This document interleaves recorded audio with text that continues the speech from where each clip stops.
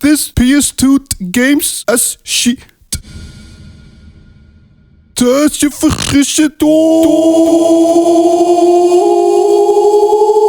Yeah, to say that I was pretty excited for Stranger of Paradise would be quite the understatement. So much so, in fact, that my borked out, hyped out brain conceived this impossible video idea of chronicling everything that led up to this game. By which I mean the lore, the legend, and the legacy of the edgy stoic man Grey Zone smash 'em up titles. PS2 Altered Beast, Chaos Legion, Nano Breaker, Quantum Theory, and of course Dirge's Service. Because you see, that's the impression that the first demo and reveal gave.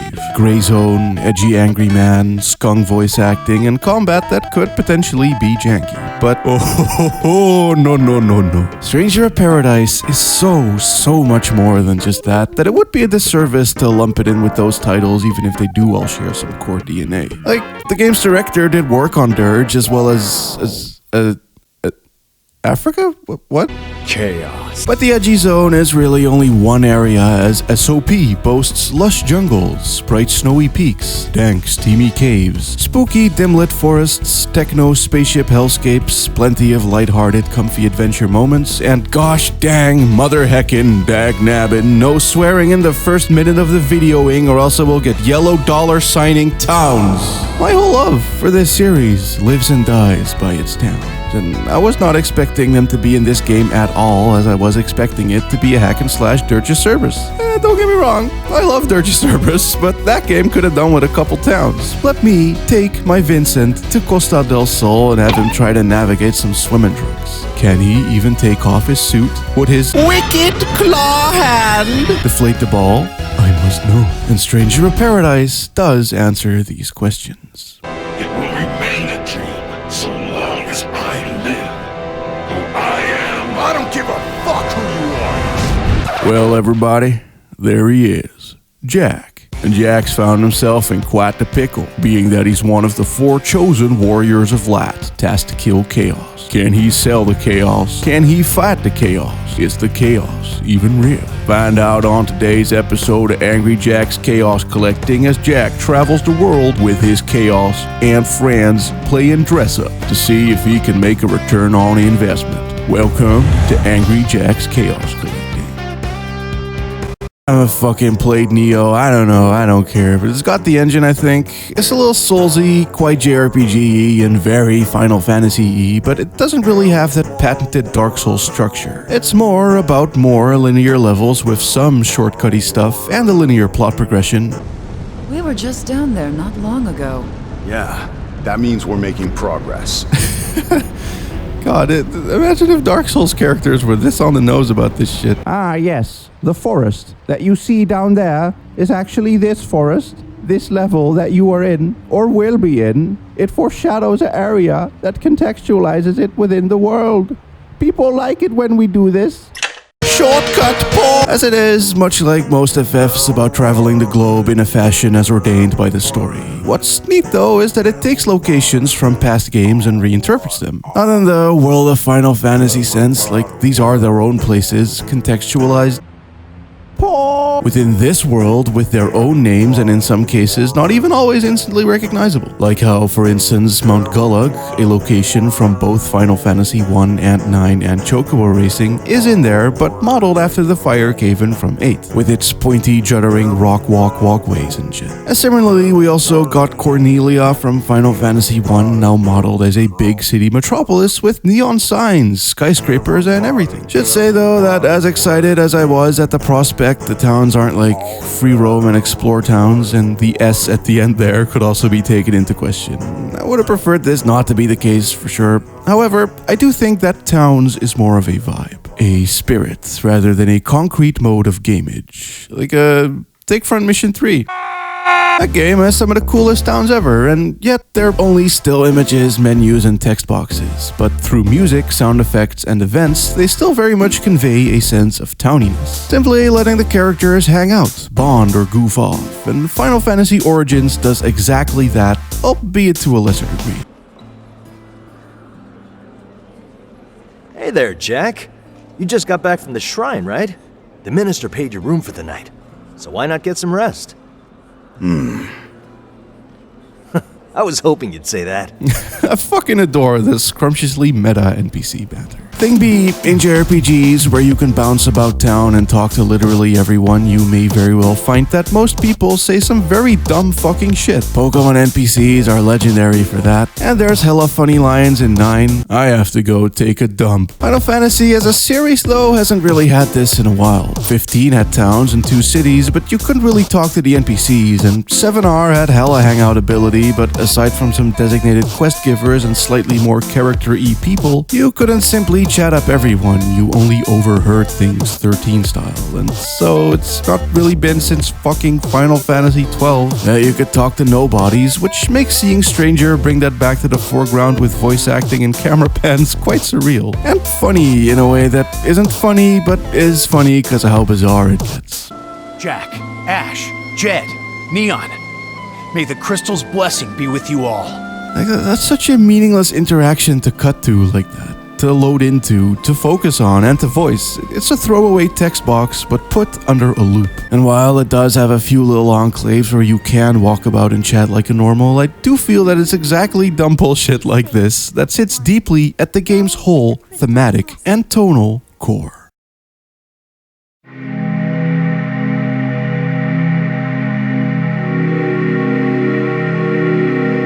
Stranger of Paradise has a really fun dichotomy in which Jack is the angry no-bullshit man, but the world is full-on Final Fantasy. The sorta poetic proses, animeisms, or emotional monologuings cut short by Mr. Bullshit. Jack is essentially the straight man. Or, well, it's also kind of like inverted straight man too, aka gay man, with Jack being hella serious or up in his role and the rest of the cast being all... Sure. I got no good reason to believe you're the warriors of light, but I have faith in you all the same. It's funny as fuck, and I'm pretty sure it's meant to be. The tone of the game around and leading up to moments like these do not paint it as if Jack is the cool guy that you're supposed to think is cool. I'm a dark elf, you see. And we dark elves... Just tell us about the crystals. That's all I want to know. Exactly. He's a stubborn, grumpy dad who gets picked on by the main cast quite a lot for being as stoic as he is. Hey Jack, we need to have a talk. Now that our crystals won't protect us from the mist, you're a liability. You depended on yours to keep you safe. In other words, you'll be forced to do your favorite thing. Reminisce. Uh-oh. Well, it was nice knowing you, Jack. Shut up. The game, I think, knows what it's doing and is actually surprisingly wholesome and sweet character-wise, with these folks slowly becoming reluctant friends. I could say some stuff about how people tend to engage with Japanese games being written funnily, with the FF10 Titus laughing scene type pig-headed argumentations being alive and well and existing on a much larger spectrum, ignoring due to a bad case of the oh my god, Lowaki Japan, that things like tonal shifts in Yakuza, or the openly inspired by B-movies Resident Evil voice acting and writing are all creative choices made for a reason and not accidents or mistakes, and that this game is not any less funny than it knows it is and not any cooler than those folks thinks it's trying to be, and also that any arguments for this type of edge being dated are going to seem a fuck of a whole lot more dated later on this decade than anything in this game ever will. But I think I'll just get to the themages proper. Get away from the walls. Sorry, just trying to be helpful. I'm not that. It's just how I am. You are helpful. Sometimes. That's practically a compliment coming from you. Aww. Even when he's nice, he's angry. Story-wise, it takes the through line of Final Fantasy I's plot, i.e. some folks get crystal shards and those shards tell them to kill chaos. It's not too dissimilar from how Final Fantasy XIII has a focus, I guess. This thing they're just put up with. And just like it, this will lead to pondering and questioning and questing about how, what, and why exactly, turning things introspective in the most deviant artist way. 'Cause could you truly kill the chaos inside? light. And moreover, these crystals, they seem a little bit dark. Not quite the bright shining shards of legend. Not that its introspection ever gets all too deep though, in a good way. Jack is an angry man who never stops being an angry man. He's got some layers and reasons for being how he is that you will learn about, but he does actually just want to kill chaos. It's the first thing he says, and it'll be a thing that he says many, and I can't help but grin every time. Angry with a colon closed bracket. That's kind of the energy of this game overall, I suppose. You see, if there's one thing that I'd say ties the whole title together thematically, it's the idea of using its NES game storytelling backbone and making its characters while staying within those bony bounds. There's no whole-ass chapters dedicated to why someone has to tag along for increasingly tenuous reasons, for instance. Nah, bitch, you got the crystal, so you're coming along. It's dumb, but it becomes heartwarmingly dumb through the banter that bluntness gives way to. Friendship from the jump, no thoughts, only chaos. Now, granted, the idea of building up simple RPG tropes has always been the series' MO since about 4, with Cecil doubting, the king betraying, but that subversion instantly brought with it more complicated stories. Here, they do not do that. The story is as simple as an NES game, but the characters aren't. They will begin to wonder or reject, not even in an obvious defying fate JRPG matter, but purely based on who they are. Jack is a hot-headed grump focused solely on his mission. Jed is a goofball but also full of self-doubt. Neon is a skeptic who doesn't buy any of it, and stuff like that leads to them dealing with and bickering about the situation at hand, but just as much keeps them in NES check through cancelling out one another's vibes. And I think that that's super neat, because I'm not sure that's ever really been done before. Not this directly, at least. And I can get how that approach can lead to people feeling as if the story is thin or that the game is vapid, though I don't feel that way at all. I find this quite a clever and unique twist on an ancient formula long since deaded. I think it's like in between shits like the original Final Fantasy 1 or games like Nostalgia or Dragon Quest versus games like Final Fantasy 4 or most other JRPGs. It could be said that shits like this are either exactly like this or not like this at all because they try too much. But Stranger of Paradise might be the only game that is exactly like this and operating thematically only squarely within these limitations. They are just on a quest. The characters are exactly what they seem. A pirate will simply appear, the king will say box standard kingly things, and the princess will be all like, "Oh, my kingdom for some dick." But you know, we can stop to think about it from time to time, and these four heroes of light, while pushed within these molds, don't seem to fit them quite as neatly as more boilerplate or downright silent heroes would. And so, the game will slowly shake and break away at its rigid foundations in ways that I don't think I want to spoil, so I won't. Though, essentially, SOP is sorta dumb, but in a smart way, and not due to it being an ironic parody or some lame-ass ungenuine fuck shit, but because its themes is honest-to-God dumbness. Dealing with the dumbness and exploring said dumbness and wherever it may lead. And again, I am fully convinced that that's the intent, and that shit isn't an accident or some misguided mistake. In my opinion, situations like The Room, where the creator lacks enough self-awareness to know what they're doing, are rare. At least, I prefer to think most people know what they're making, because they're the ones making it, you know? But either way, it is genuine. Genuinely funny, genuinely fun, and genuinely dumb.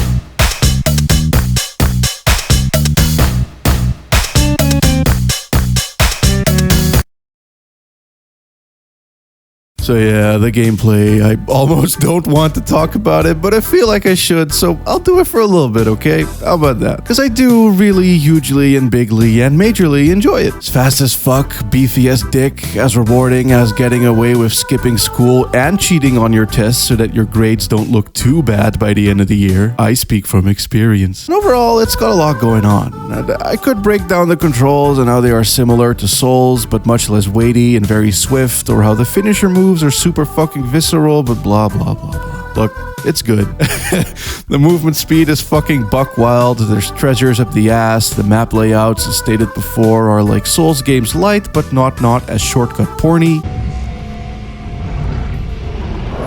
No, wait! And it uses Final Fantasy XIII's stagger bar in a cool way by way of break gauge, which lets you trigger the titular finisher moves, but then there's blood and sparkles and violent screaming and loud noises everywhere. It's like something a character action game would have, or like that shit in Doom 2016, which fits Jack like a Final Fantasy glove-fingered cursor hand. Besides, the job system fucking owns. All of them play super differently, but none of them felt like a waste of time to me. I was playing as a Dark Knight, one of the last jobs, beating the shit out of everyone, thinking that nothing would top this, only to then switch to the Pugilist, i.e. one of the first baby jobs, and just...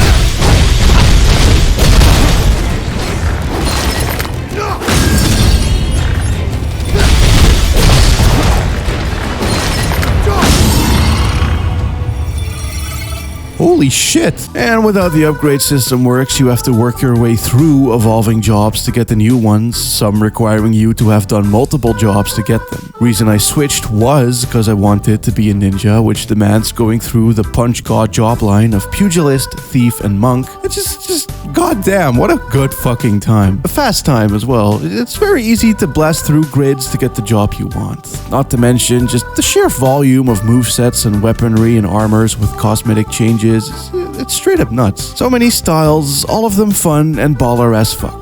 It's as if Jack's angry persona is too strong for him to be consumed like a Final Fantasy 1, 3, or 5 character. Even as a black mage, he'll still bust out the Mega Unga Bunga club to fuck up everything in his sight. Never cast a single spell, only smash. And like I implied, it's never not grindy feeling. Each level throws so much stuff at you that progression happens naturally, and the side quests are sparingly dished out and flip reversed level-wise enough to where it didn't come across as rehashy or fillery at all. Honestly, rather than the Dark Souls, I'm more inclined to compare Stranger to how Capcom makes action games, or perhaps Ninja Gaiden or Neo are like that too, where all the small parts contribute to making you feel like a fucking badass whilst not giving you too much to turn things frivolous. Though, the amount of stuff you find in dungeons is fucking wild. Most of it is useless and there for you to take it to the store to dismantle to upgrade what you are using, but yeah, there's no like ditch all button or nothing. I suppose that'd be tricky to do, as what to or not to ditch will differ per person and build, but also... Jesus Christ. I do fuck with the grind set though, gotta say. The areas ain't small, but still dense on split ends and cute little details and distractions and set pieces and well-paced, spaced and planned out enemy placements.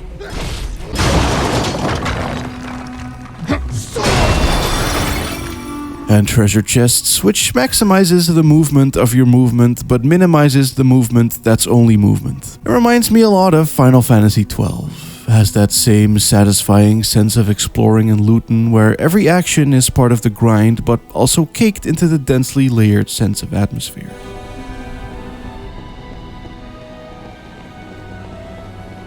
Shit's hugely gamey, but gains just as much out of its environmental design and tone as it does its mechanics. It's a very cohesively put together gameplay experience that way. Looky here. Take out a glob of darkness attached to a pillar, causing the pillar to fall, thus making a bridge, or ground pound a bitch so hard you cause stalactites or chandeliers to come crashing on down from the ceiling. Hell, you can even cause entire fucking avalanches.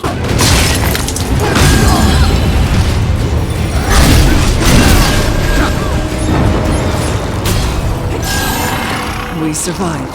Focus on how we can do better next time. And you even get keycard puzzles leading to all manner of treasure-driven loop-arounds, walkways, and run-it-backs. In short, I never got bored at all while playing. Never got tired fighting enemies, never felt like I had to backtrack too much, never felt like shit was ever repetitive or samey moveset-wise. The jobs, the level layouts, fast pacing, frequent events and shakeups, and the sheer volume of stuffness all around all coincided to make for probably one of the funnest fucking times I ever had with the Action Hank character Jack game.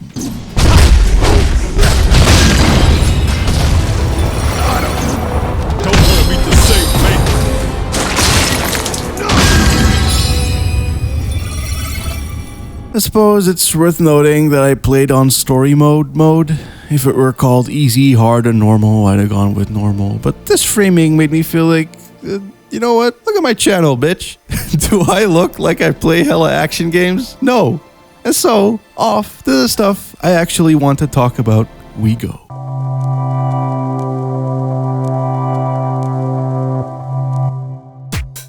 So both myself, during its initial reveal cycle, and many other folks compared the game visually to a PS3 game. I did not and would never mean that derogatorily, but I get the sense that some maybe did. Who knows? Yeah, it's certainly not the most full-on AAA game, which I also think is good. Sonic is correct. Though on a fidelity level, I wouldn't say that it's a PS3 game. For that, you need to only look at Babylon's Fall. Like, Jesus Christ, Unreal 3 is back, baby! Some of the FMV is a little bit blurry, I guess. You can clearly tell when things in engine or when... Oh, god damn it. Can I turn this off? Notifications? Oh, well, those are off already. Okay, so it seems to be trophy related. Let me turn this shit off then, see if that does anything.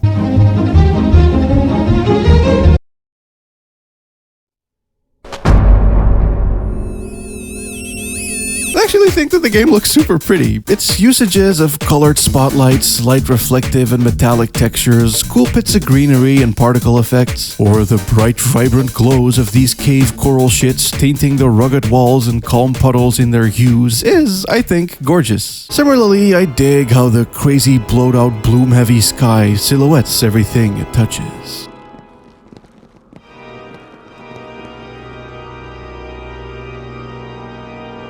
Or how the lushest, freshest looking jungle greeneries is amped up by big oversaturation, blasting the fuck out of whatever screen you had. It is wildly vibrant. Not to mention when the rain hits. This is the Final Fantasy XIII forest, the one that lets you change the weather. And the lighting play on these extra wet textures is a breathtaking sight to behold. I also love the color contrasts in Evil Forests. It has its OG color scheme of mostly blue hues, now hit with a fat fog, fireflies and high contrast contrasted beautifully with deep reds and warm ambers spread out sparingly on these little lanterns. Love how the light plays with the trees specifically. Same way, I think it's really cool how in the tomb the lighting is the color. If you stand somewhere where the torches don't reach, everything is charcoal gray, but turn around to face the lights and shit pops properly. Also, these are the shiniest bananas I've ever seen. All of this makes for really vibrant, colorful, and lively environments, even when dungeon-y dead zones. It's defo not like its PS2 and 3 brethren with its big empty gray spaces. PS2, Castlevanias, Altered Beast, shit like that.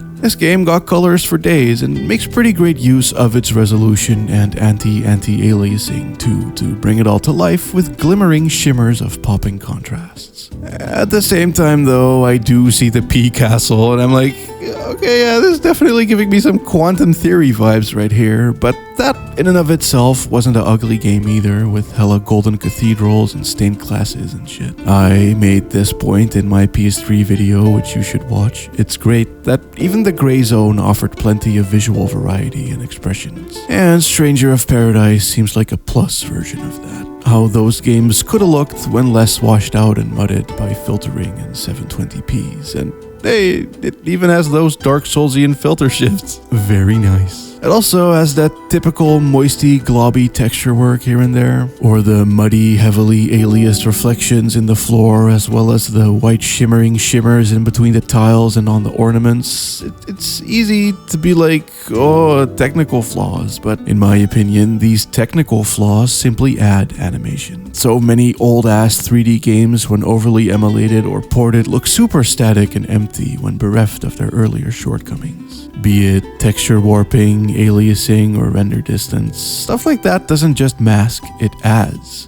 Hell, I'm not sure it even masks at all in some cases. Shit ain't masking shit in Silent Hill. And I wouldn't say that it is here either. It's not hiding nothing. If anything, stabilizing these visuals would be hiding this. Same way one can watch all the individual bits of shimmer, shine, and glisten on a piece of jewelry, here too you can see each and every pixel come to life by simply panning around. I don't know if this is deliberately invoked or not, though given the writing, acting, and general creative choices and stylings across the board, it very well could have been. At the very least, I'm sure putting graphical targets lower took some loads off of the dev teams, which, again, Sonic's correct on this one. But I also legit don't think that the golden linings on these stairs, or the cool particle effects on save points, or the reflections in water, or the fucking jungle and its many leaves and plants and trees, and all their individual shadows cast upon the bright green grass and mountains and waterfalls and back, and these wet, formerly underwater cliffs that look like they're fucking studded out in diamond, would have looked nearly as shiny, vibrant, and lively, if not also for them being shimmery and flickery. It adds.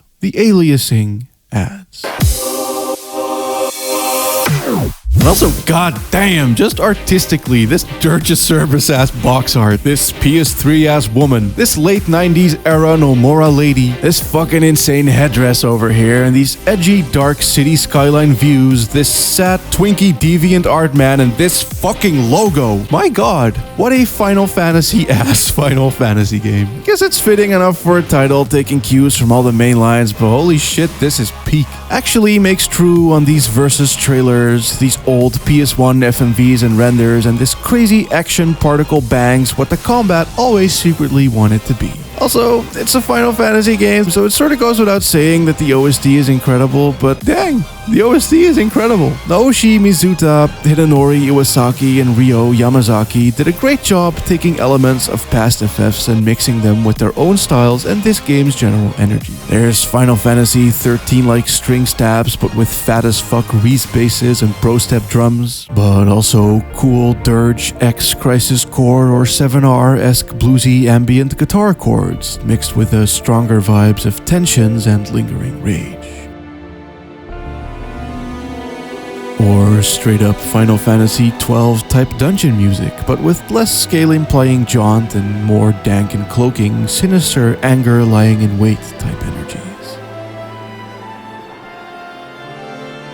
Of course, you also gotta have your Nobuo organ bangs, just with less virtuosity and prog and more spooky, foreboding mystery, and sometimes also you just gotta have some straight up interpolations like when Evil Forest. Whew, goddamn, that really hit me in a way that I did not see coming. What a goddamn game.